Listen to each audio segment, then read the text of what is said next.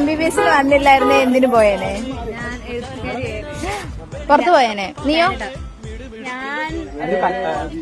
കഞ്ചാവ് ഡീലറായ കഞ്ചാവ് dealer വെന്നി.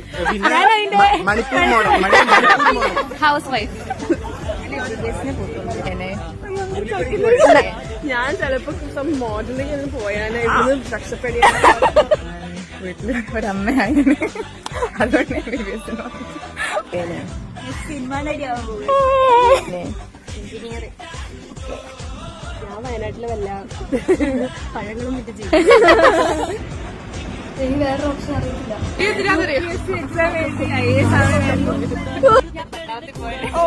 Veterinary അല്ലെങ്കിൽ അഗ്രികൾച്ചർ അല്ല ഫിഷറീസ്.